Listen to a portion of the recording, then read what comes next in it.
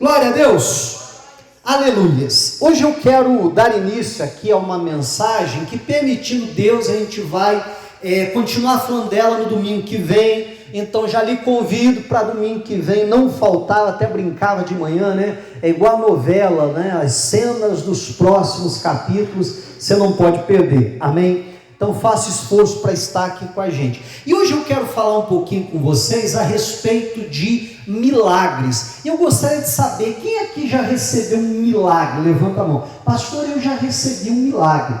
Deixa eu ver. Glória a Deus, amém? 100% aqui das pessoas que estão nesse culto já receberam um milagre. No culto da manhã, que é até um culto maior, também ali, se não todas, praticamente todas as pessoas levantaram as mãos. Bom, mas você que já recebeu um milagre na sua vida, eu te pergunto, você sabe qual que é o propósito do milagre? Como assim, pastor? Não é para a gente ser abençoado? Eu acho que não. Mas como assim? Bom, nós precisamos entender qual que é o propósito de um milagre acontecer, seja na nossa vida, seja na vida de alguém. Porque quando a gente entende o propósito dos milagres de Deus, eu acho que isso vai nos levar a um crescimento muito maior, de tal forma que podemos até alcançar muito mais milagres da parte do Senhor. O grande problema, e a gente vai falar disso no decorrer da mensagem, é quando eu não entendo que o milagre tem um propósito, e eu acho que o milagre é um fim em si mesmo. Eu acho que o milagre é que é o alvo. Eu acho que o milagre é que é o êxtase, sabe? Aonde eu preciso chegar. E aí que é o grande problema. Porque a gente vê muitas pessoas atrás de um milagre, mas não buscando aquele que realiza os milagres. Não buscando a Deus. E muitas vezes porque a pessoa simplesmente não entendeu isso, que a gente vai estar falando um pouquinho, o propósito do milagre. Porque entenda bem, quando Deus cura alguém, liberta, enfim, faz qualquer tipo de milagre na vida de alguém, a coisa é muito mais do que simplesmente o bem-estar daquela pessoa, também o é. A Bíblia narra algumas vezes de Jesus olhar alguém sofrendo, e a Bíblia narrar que Jesus se moveu de íntima compaixão pelo sofrimento daquela pessoa, e Jesus foi lá e fez um milagre. Está vendo, pastor? Então, é por isso. Bom, a gente vai ver que não é só por causa disso, mas claro que isso não pode ser descartado, né? Isso faz parte do milagre. Mas, na verdade, o milagre sempre tem um propósito muito maior do que o bem-estar daquela pessoa que recebeu o milagre. Deus tem em vista isso também? Claro que sim, mas a coisa é muito maior do que essa. Bom, vamos lá para Êxodo capítulo 4, versículo 1, e você vai ver, eu vou pegar aqui um texto do Antigo Testamento, um texto dos Evangelhos e um texto das Epístolas, e você vai ver que os três textos sinalizam a mesma coisa, do propósito de um milagre. Bom, eu acho que você conhece a história aqui que está acontecendo. Deus chama Moisés, diz para Moisés, olha, eu vou te usar para ir até o Egito e libertar o meu povo. Só que o Moisés está muito receoso. O Moisés ele fala o seguinte para Deus, versículo 1, Êxodo 4:1. Então respondeu Moisés e disse, mas eis que me não crerão, nem ouvirão a minha voz, porque dirão, o Senhor o quê? Não te apareceu. Ih, rapaz, que conversa é essa? Deus não apareceu para você não? Que Deus se importa com a gente? Que Deus quer tirar a gente da escravidão? Não, isso é tudo mentira. Ele está dizendo, Senhor, ninguém vai acreditar que o Senhor me apareceu, que o Senhor quer mudar a história deles, quer mudar a realidade, que o Senhor tem um plano para eles. Diz assim, 2, e o Senhor disse-lhe, que é isto na tua mão? E ele disse, uma vara. E ele disse, lança na terra. E ele a lançou na terra, e tornou-se em cobra, e Moisés fugia dela. Então disse o Senhor a Moisés, estende a tua mão e pega-lhe pela cauda. E estendeu a mão, e pegou-lhe pela cauda, e tornou-se em vara na sua mão. Olha só, versículo 5, presta atenção. Para que creiam que te apareceu o Senhor, o Deus de seus pais, o Deus de Abraão, o Deus de Isaque e o Deus de Jacó. Depois Deus vai dizer: põe a mão no peito, tira a mão da leprosa, põe novamente, tira ela está sã. Amém. Agora perceba que o próprio Deus, aqui é Deus falando, gente, não é o pastorzinho, é Deus. Deus está dizendo: olha, esse sinal, esse milagre que você vai aparecer, que você vai realizar na frente dos israelitas, diante deles, para que ele serve? Para que quer dizer propósito, não é isso? Qual que é o propósito dele? Deus diz, acabamos de ler, vamos voltar ali: para que creiam que te apareceu o Senhor. Então eu vou chegar lá e vou dizer: Deus apareceu para mim, Deus quer mudar a sorte de vocês, Deus quer libertar, Deus quer fazer isso e aquilo. Ih, rapaz, que conversa que é essa? Deus não quer fazer nada disso. Você quer ver como Deus quer fazer? Aí ele ia fazer o quê? Jogar a cobra no chão, não é isso? A cobra. Jogar a vara no chão, ia virar uma cobra, ia pegar lá. E é interessante que se a gente pular aqui, versículo de número 8, diz assim, e acontecerá que se eles te não crerem, nem ouvirem a voz do primeiro sinal, crerão a voz do derradeiro sinal. O próprio Deus está chamando aquilo de sinal. E é muito interessante como muitas vezes na Bíblia, o próprio Senhor Jesus, ele chama os milagres em diversos momentos dessa maneira de sinais. O que é um sinal? É algo que comunica algo, que sinaliza algo. Vamos supor que eu chegue aqui e faça um sinal para você. Você sabe o que quer dizer isso? Eu estou sinalizando, comunicando que é para todo mundo fazer silêncio. Isso é um sinal. Sim ou não? O que é o sinal? É algo que comunica alguma coisa. É isso que Deus está dizendo. Ah, Senhor, mas eles não vão crer. Não, mas com o sinal, então eles crerão. Então, o milagre, ele vem sempre para comunicar algo. Nós já vamos ver o que? Já vamos entender melhor o que é isso. Mas ele sempre vem com esse propósito, para sinalizar, para comunicar alguma coisa. Não é o milagre pelo milagre, não é o sinal pelo sinal. Ele não tem um fim em si mesmo, mas ele vem para trazer uma mensagem. Qual que era a mensagem aqui? Que Deus apareceu para Moisés, que Deus iria libertar o povo, que Deus iria cumprir as promessas que fez para Abraão, Isaque e Jacó, que Deus ia tirar eles da escravidão. Você está entendendo? Era um pacote todo. O sinal vinha sinalizar: Deus está alcançando vocês.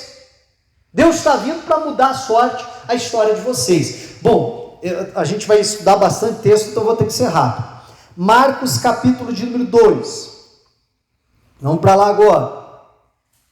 Marcos 2:8. Essa história é fantástica. Deixa eu contar a historinha para ficar mais fácil. Jesus está operando muitos milagres, muitos sinais, e está vindo verdadeiras multidões para ouvi-lo. E aí Jesus entra numa casa, está ali fazendo um culto, está pregando. Vem tanta gente para aquele culto que fica cheio. A Bíblia diz que nem mesmo nos lugares junto à porta cabia. Estava hiperlotado. Se o bombeiro fosse lá, interditava. Não tinha mais onde colocar ninguém. E aí a Bíblia diz que 4 amigos pegam um paralítico e levam ele até Jesus. Ou a intenção pelo menos era essa, levar até Jesus. Agora, acho que você vai concordar comigo, que vocês queriam levar até Jesus, é com a intenção dele ser o quê? Curado. Amém. O problema é que quando eles chegam lá, está tão cheio que eles não conseguem entrar. Então não me pergunte como, mas eles conseguem subir no telhado com aquele paralítico, abrir um buraco em cima no telhado e descer aquele paralítico diante de Jesus. Agora fique tentando imaginar a cena, fique tentando se colocar no lugar. Vamos supor que esse culto aqui está hiperlotado, gente de pé nos corredores, não cabe nem gente lá na porta, não tem como entrar mais ninguém. Está pior que lotação, no horário de rush. Não cabe mais ninguém. E daqui a pouco abre-se um buraco aqui e começa a descer um paralítico bem diante de Jesus. E era aquele culto, gente, que Deus estava operando, estava acontecendo maravilha. Daqui a pouco está descendo ali aquele paralítico. Está todo mundo, você concorda que criou uma expectativa? Imagina, uma cena, né, cinematográfica, é um negócio assim, fantástico.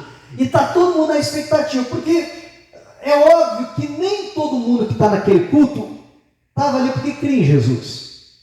Nem todo mundo que está ali acreditava em Jesus. Na verdade, muitos estavam ali até para condenar, para achar alguma coisa para criticar, muitos religiosos e tal, como fica claro mais à frente.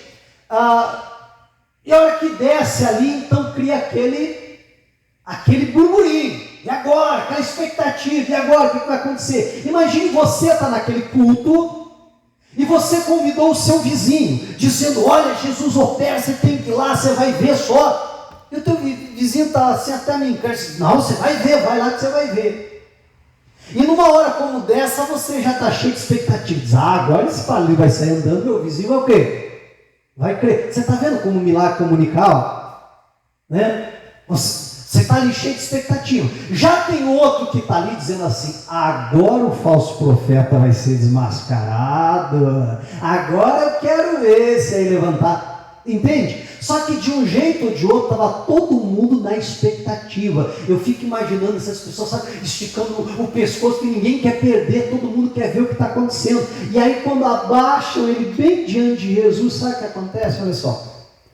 Diz assim, ou melhor, antes de eu ler. Deixa eu terminar a história. Aí ele desceu bem diante de Jesus, aí a Bíblia diz assim, e vendo-lhes a fé, Jesus se dirige ao paralítico, e está todo mundo na expectativa, né? Todo mundo arranhando a unha, e Jesus olha para o paralítico e diz, filho, perdoados estão os teus pecados. Amém. Quando Jesus fala isso, na minha cabeça, na minha imaginação, eu imagino assim, ó, sim ou não? Alguns dizendo assim, pensei que ele ia andar, pensei que Jesus ia curar ele. De um grupo, de outro grupo, os mais religiosos, estavam dizendo assim, que é isso? Blasfêmia! Quem é ele para perdoar pecados? Só Deus pode perdoar pecados. E enquanto aquele alvoroço, aquele burburinho, você já viu multidão assim? Não começa? Né? Um fuxicando com o outro. E quando está no meio daquele burburinho, agora sim, versículo 8, diz assim, ó, e Jesus, conhecendo logo em seu espírito que assim arrazoavam entre si, lhes disse, por que arrazoais sobre essas coisas em vosso coração? Qual é mais fácil? Dizer ao paralítico, estão perdoados os teus pecados? Ou dizer, levanta-te, anda. Levanta-te, toma o teu leito, melhor dizendo, e anda. 10. Ora, para que, se a minha professora de português me ensinou corretamente, para que é propósito. Sim ou não?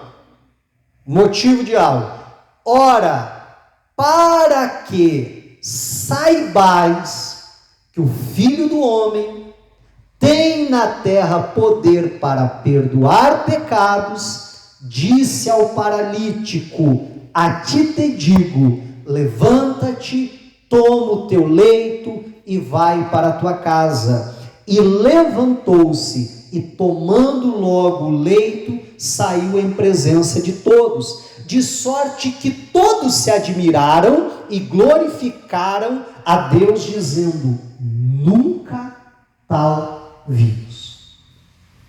Sabe aquela história, contra fatos não há argumentos?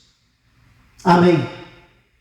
Olha só, meu irmão, se Jesus fosse tentar fazer um debate teológico, se ele tinha poder ou não para perdoar os pecados, entenda que essa discussão ia para o resto da noite, ia levar dias a fio e nunca ia terminar, porque está aqui no campo de debate, veja só, mas pode, não pode, porque está.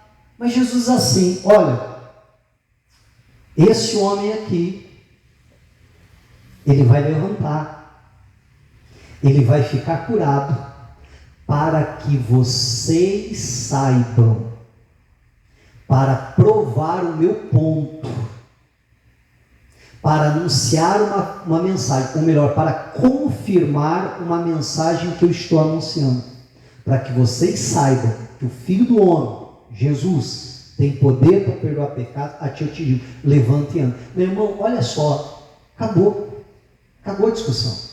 Porque alguém vai dizer assim: não, mas ele não tem poder. Mas o paralítico andou.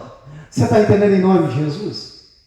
Então você perceba que era muito mais, muito além do que o bem-estar daquele paralítico. Era também pensando no bem-estar dele? Sim, mas não era só isso. O bem-estar daquele paralítico é só a pontinha do iceberg. Você consegue entender? É só, meu irmão, é só uma pequena fração de tudo aquilo que Deus intenta do propósito de um milagre. Porque se o propósito do milagre é só um ser curado, foi só um, mas não é esse. Mas que através daquele, aquilo alcance muitos outros, porque todos que estavam naquele culto saíram glorificando a Deus, dizendo: a gente nunca viu isso. Amém, igreja? Olha que fantástico isso aqui que a Bíblia está mostrando para nós. Meu irmão, quando a gente ouve um milagre, testemunho, meu irmão, isso aviva a nossa fé, ou não? Meu irmão, isso dá um gás na nossa fé. Eu não sei você, mas às vezes eu escuto certos testemunhos da forma que Deus usa certos pregadores, e eu fico assim: Jesus, o que é isso? E aí que desperta em nós aquele sentimento: eu também quero. Eu quero viver isso, eu quero mover desse jeito, eu quero ser assim. Não é isso? Meu irmão, quantas pessoas, porque toda aquela multidão que viu aquilo, saiu dali contando o que viu. Imagine quantas pessoas foram impactadas por causa do milagre daquele homem. Entenda que o bem-estar dele era muito pequeno perto de tudo isso que aconteceu ali. Só que fica muito claro, gente, não é eu falando, é Jesus que está dizendo: olha, para que vocês saibam que eu tenho poder para perdoar pecados, então esse homem vai andar. Pode levantar. E o homem levantou. Então ficou comprovado que Jesus de fato tinha poder para perdoar pecados. Então quando eu estou... Entenda, gente, por favor, eu não estou dizendo que é errado você orar por milagres. Eu oro por milagres. Eu oro para que aconteça milagres na sua vida. E eu oro para que aconteça milagres na minha vida. Eu quero viver uma vida de milagres. Mas o que a gente precisa entender é que o milagre, ele não tem um fim em si mesmo. E eu já vou fundamentar melhor isso na Bíblia. Mas ele não tem um fim em si mesmo. O propósito dele não é ele mesmo. E quando eu começo a buscar um milagre só pensando em mim, meu irmão, eu estou sendo muito egoísta. Eu não estou entendendo o propósito do milagre. Mas eu tenho que sim, receber, querer viver o milagre. Mas para que Deus seja exaltado. para que através daquilo que Deus fez na minha vida, muitas outras pessoas sejam alcançadas. Por isso que é um pecado, me perdoe até classificar assim, mas eu vou chamar dessa forma, é um pecado você receber um milagre e não testemunhar. Porque Deus faz algo na tua vida e você não conta para ninguém. Perceba que eu estou jogando fora o propósito do milagre. Porque o milagre é para isso. Eu falava há pouco, quando você ouve um milagre, você se sente até incentivado. Não foi o que aconteceu com Pedro? Os discípulos estão lá no mar, a tempestade comendo solto, eles estão achando que vão morrer. Para piorar a situação, no meio da noite, eles estão vendo um vulto, como alguns lá mais para o interior chamavam, estão vendo um vulto vindo no meio da escuridão. E aí começam a gritar, o fantasma! E tal. Eu fico imaginando, gente, um monte de homem barbado, dentro de um barco, gritando com medo. Que cena terrível. Sim ou não? Mas tá lá, e Jesus diz assim, gente, não tema, sou eu. Quando Jesus fala aquilo, o Pedro não perde tempo. Eu fico imaginando que talvez na cabeça do Pedro está assim, pera lá, eu não sabia, eu já vi o olho do cego, o cego enxergar, o paralítico andar, o morto ressuscitar, mas eu não sabia que podia andar sobre as águas. Eu não sabia que Deus faz isso. Mas se Deus faz isso, eu também quero. Não é isso que ele faz? Eu também quero andar sobre as águas. Senhor, se és tu, opa, então eu também quero viver, porque se o Senhor está vindo, andando sobre as águas, nesse mover, nesse sobrenatural, eu também quero entrar nesse mover. Eu também quero isso. Eu também quero andar por sobre as águas. Aí Jesus assim, não, Pedro, isso aqui é só para mim. Foi isso que Jesus falou? O que Jesus respondeu? Vem. E não é que o camarada foi.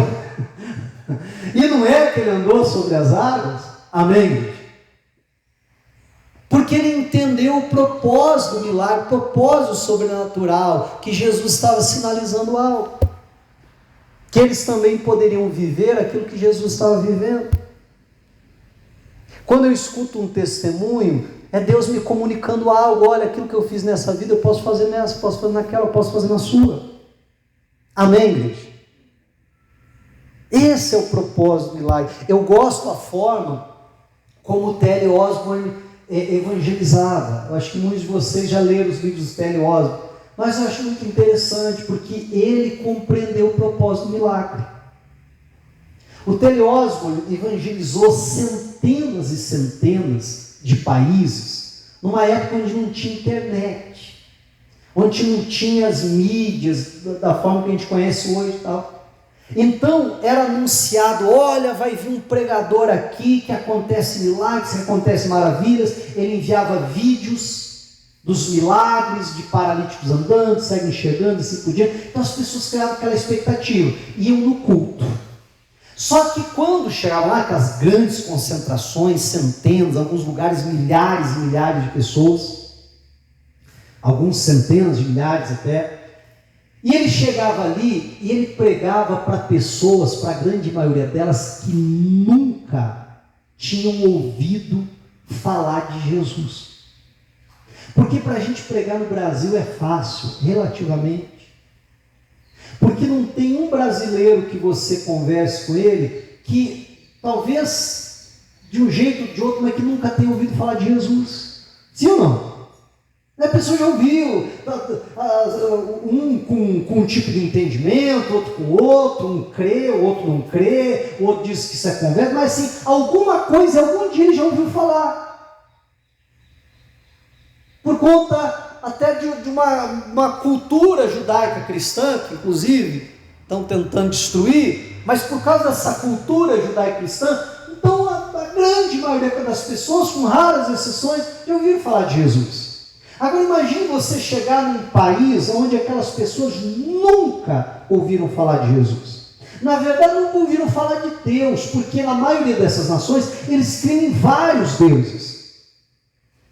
E daqui a pouco, e por diversas gerações eles foram ensinados daquela forma, e daqui a pouco chega alguém lá e diz assim: pessoal, não existe uma montoeira de Deus, existe um único Deus.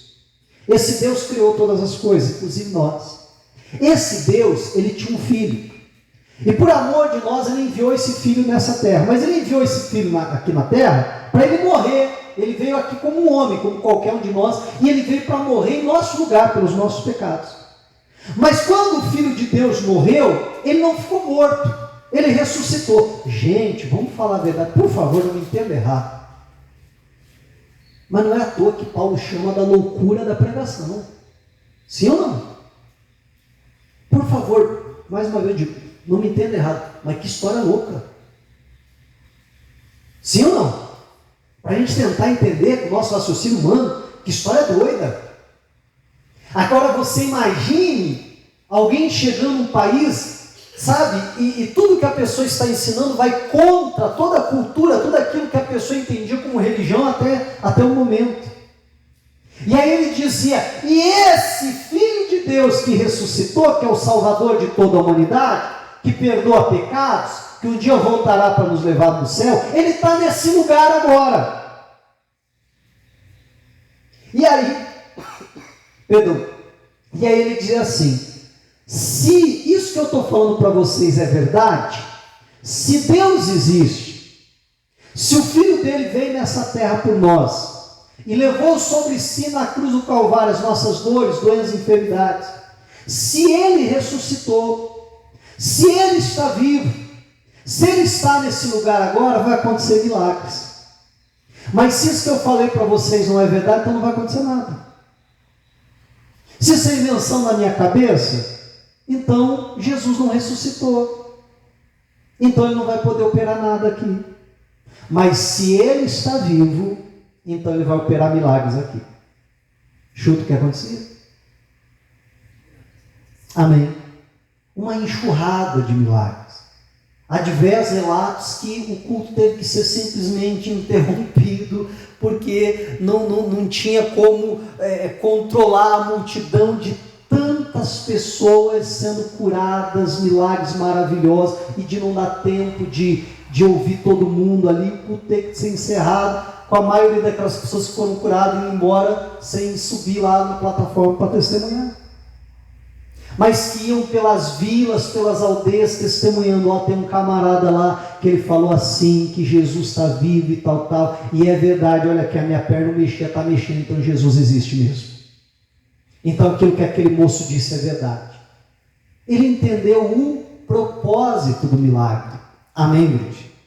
E aonde ele passava ali com as suas campanhas, meu irmão, as igrejas, tinham um crescimento gigantesco de uma hora para outra, justamente por conta desse mover, dessa ação. E a Bíblia fala sobre isso. Veja, como eu dizia, eu peguei um texto lá do Antigo Testamento, peguei um texto aqui de Jesus falando. Agora vamos pegar Hebreus capítulo 2.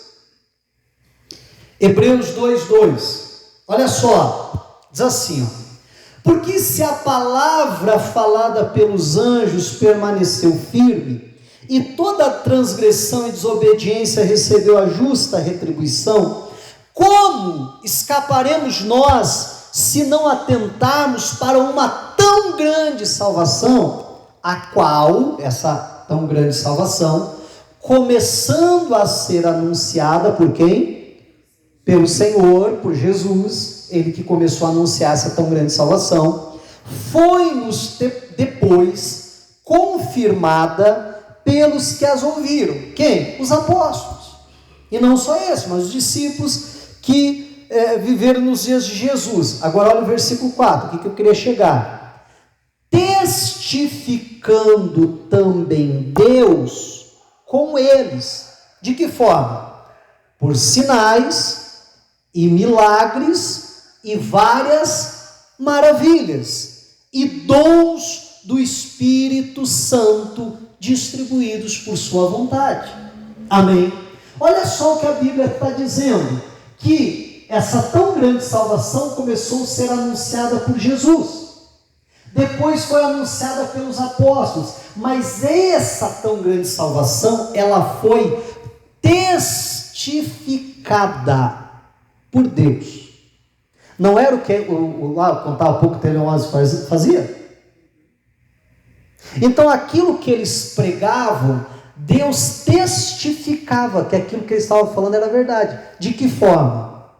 Por sinais e milagres e várias maravilhas e dons do Espírito Santo. Aquele mover que acontecia ali, para que era? Era para confirmar a mensagem. Então você perceba, desde o Antigo Testamento, quando os evangelhos, quando as epístolas, mas meu irmão, não mudou. Não mudou. É sempre a intenção, o propósito do milagre é sempre esse. Agora o grande problema, repito, é quando a gente quer o milagre pelo milagre, quando a gente acha que o milagre é o fim em si mesmo. Vamos para João agora, Evangelho de João, capítulo 6.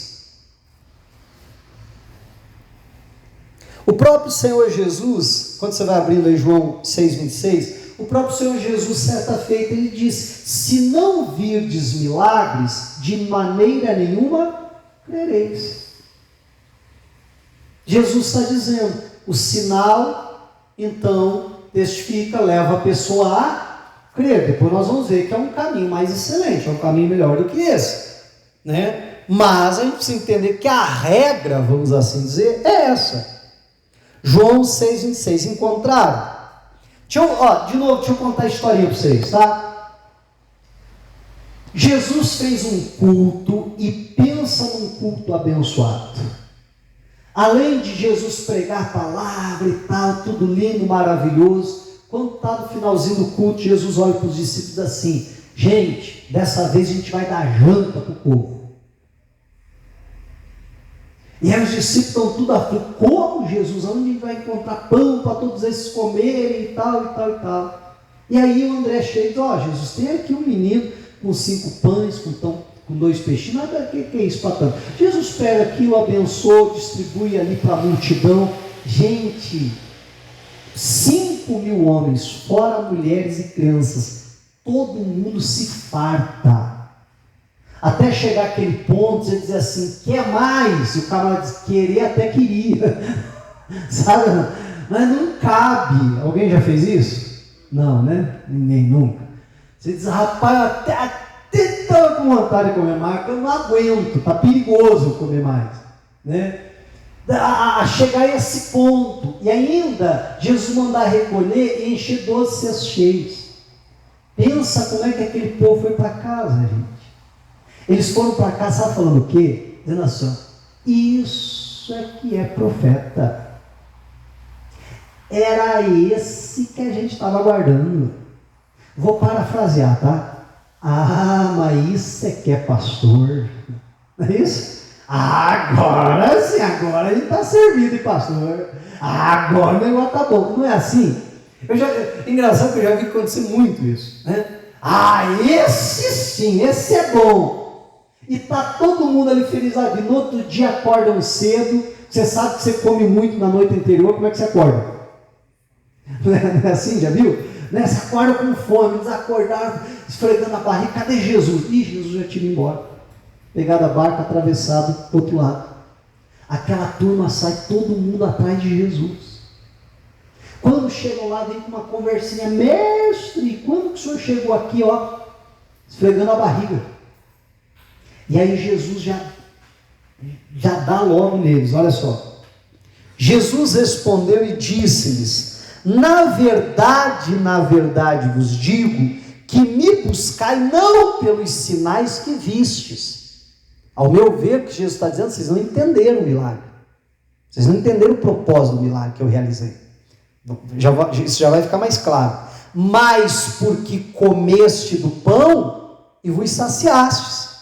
Trabalhai não pela comida que perece, mas pela comida que permanece para a vida eterna, a qual o Filho do Homem vos dará, porque a este o Pai Deus o selou. Vocês estão atrás de mim, porque vocês estão atrás do milagre pelo milagre. Você está entendendo? Vocês não entenderam que aquilo que eu realizei era para sinalizar uma mensagem. Que aquele milagre que eu fiz era para vocês crerem na palavra, para vocês se arrependerem, para vocês viverem o Evangelho.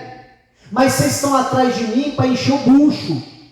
Vocês estão atrás de mim porque vocês querem comer de graça. Vocês não querem trabalhar. Trabalhem pela comida, não que perece, a comida natural, normal, mas por aquela que permanece. Amém, igreja? Aí, olha só o que acontece. Disseram-lhe, pois, que faremos para executarmos as obras de Deus? Jesus respondeu-lhes, respondeu e disse-lhes: a obra de Deus é esta, que creiais naquele que Ele enviou. Jesus está mostrando que eles estão errados. Ele diz assim: então o que a gente tem que fazer para fazer a obra de Deus? Jesus diz: creia em mim, em Jesus, naquele que Ele enviou. Perceba que não é muito semelhante àquilo que aconteceu com Moisés. O milagre vai acontecer para que vocês creiam que Moisés foi enviado. Não é isso? Para libertar vocês. É isso que está acontecendo aqui. Mas olha só, olha a cara de pau dessa turma. Disseram-lhe, pois: que sinal, pois, fazes tu para que o vejamos e creiamos em ti? Que operas tu? Cara de pau, né, gente? Ó como eu leio isso aqui. Eles olhando para Jesus assim, ó.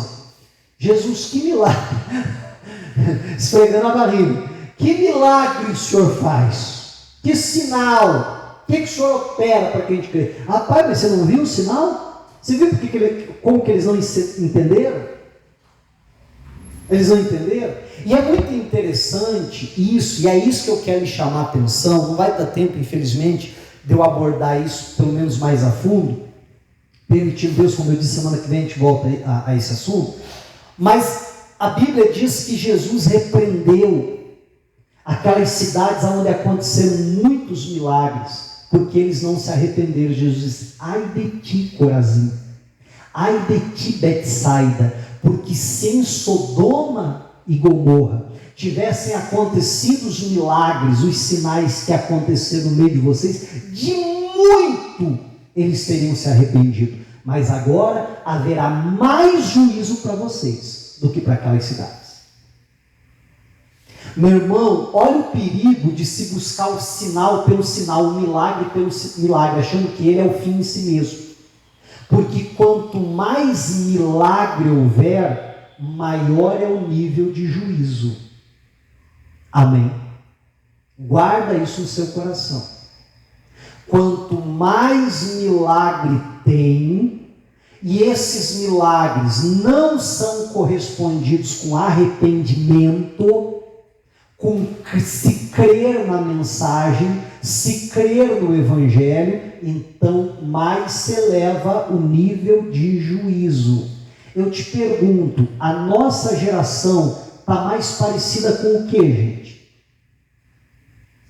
Não é com essas cidades, né, Corazim, Betsaida, que não se arrependeram, porque hoje em dia não é falta de milagre, nem falta da pregação do Evangelho. O grande problema é que para muitos o milagre se tornou algo, sabe, tão comum, tão normal, que a pessoa não entende o propósito dele. A pessoa não se arrepende. Entende? E aí é que está o grande problema. Meu irmão, entenda a matemática de Jesus. Quanto mais milagres houver, quanto menos arrependimento houver, maior juízo vai haver. Agora, quanto mais arrependimento houver, tanto menor vai ser o juízo. Jesus está dizendo, lá no dia do juízo, o juízo será com maior rigor com vocês, Betsaida e Corazim, do que com Sodoma e Gomorra. E vamos lembrar, Sodoma e Gomorra foi destruído com fogo e enxofre. O que vai acontecer com Corazim e Betsaida? Amém? A gente precisa entender o porquê do milagre. Esses aqui, eles querem o milagre pelo milagre, como se fosse o fim em si mesmo. E não pode ser isso. Bom, estou me encaminhando para o final. Mateus 12. Mateus 12, 28. Jesus expulsa um demônio E aí os seus acusadores, os religiosos, dizem: ele expulsa demônio por Beelzebul, o príncipe dos demônios. E aí Jesus, ele fala algo aqui interessante. Olha aqui, 28. Mateus 12, 28. Mas, se eu expulso os demônios pelo Espírito de Deus, é por conseguintemente chegado a vós o reino de Deus. Presta atenção, é uma frase muito pequena, mas é muito importante. Jesus está dizendo: olha, se eu expulso o demônio pelo Espírito de Deus, isso é resultado, isso é consequência. Por conseguinte, chegou até vocês o reino de Deus. Porque, vamos lembrar, nós estávamos nas trevas, não havia libertação, não havia cura, não havia milagres, não havia nada. Esses milagres chegam quando o reino de Deus chega até nós. Quando o reino de... Eu não sei você, eu imagino assim, talvez assisti muito filme, mas eu imagino assim, sabe, como uma onda assim vindo. Então, quando essa onda está sobre nós, chegou o reino de Deus. E aí os sinais, sejam curas, sejam libertações, isso é um sinal que o reino de Deus chegou a nós, que o reino de Deus está à nossa disposição. Amém? Então, o milagre não é simplesmente um milagre. Vamos supor, nesse culto aqui, aí o pastor faz a oração, aí uma pessoa é curada. Aí às vezes a pessoa diz: brincadeira, fulano foi curado, eu não. Meu irmão, mas se um foi curado, é porque o reino de Deus está aqui à nossa disposição, porque o poder de Deus está aqui para todo mundo ouviu a mesma mensagem. O Deus é o mesmo, o mover de Deus é o mesmo, a unção que está nesse lugar é a mesma. Chegou até nós o reino do céu, chegou aquela onda, você está entendendo? Eu preciso entender e dizer: pera lá, então se Deus fez naquele irmão ali, opa, então vou tomar posse aqui, porque a unção de Deus está aqui, que o reino de Deus está aqui, chegou para mim também, amém? Então perceba que a gente precisa entender que o milagre é uma sinalização de que o reino chegou, de que há um mover de Deus, de que há um agir de Deus. Vou voltar a falar do Pedro. Jesus está vindo, vai ficar bem propício aqui, mas debaixo daquela onda, do mover sobrenatural de Deus, andando sobre as águas. O Pedro diz: não, eu também quero. Mas se Jesus for andar sobre as águas e veio até nós andando sobre as águas, chegou essa onda para mim. Entende? Eles não querem ficar de fora. Opa, também quero. Jesus o quê? Vem, Pedro. Eu fico imaginando, e se os outros discípulos também falaram: eu também quero, eu também. Você acha que Jesus vai dizer: não, vocês não, só o Pedro?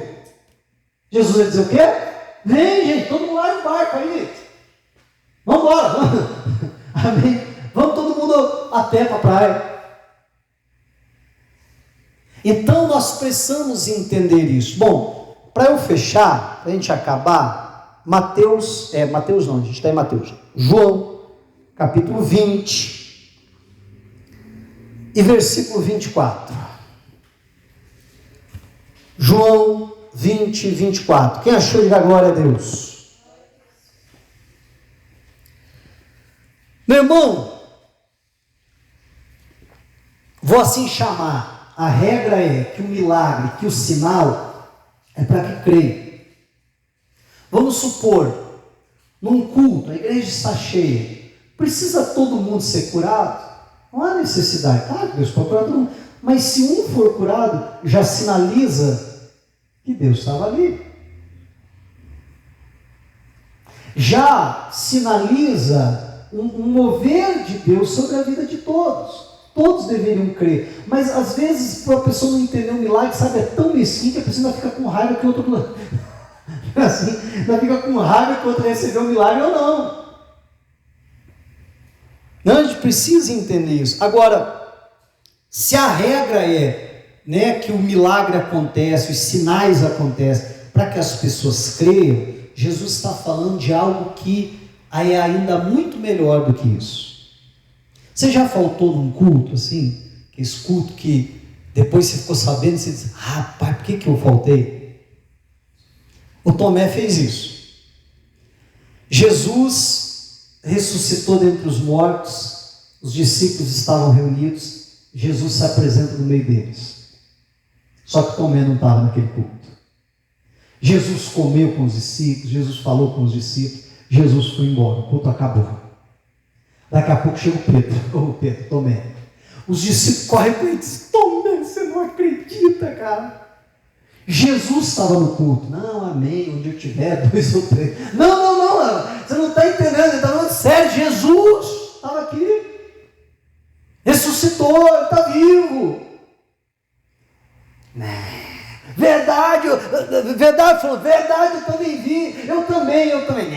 Não. E aí o pessoal começa a insistir com ele, chega um ponto que ele diz assim, não, pode parar de falar, pode parar de abrir a Bíblia, não vem com essa conversando, olha, se eu não enfiar o dedo no buraco, não colocar a mão aqui do lado, mas não tem o que me faça crer, de modo nenhum eu crerei. Olha só como a Bíblia narra, versículo 24.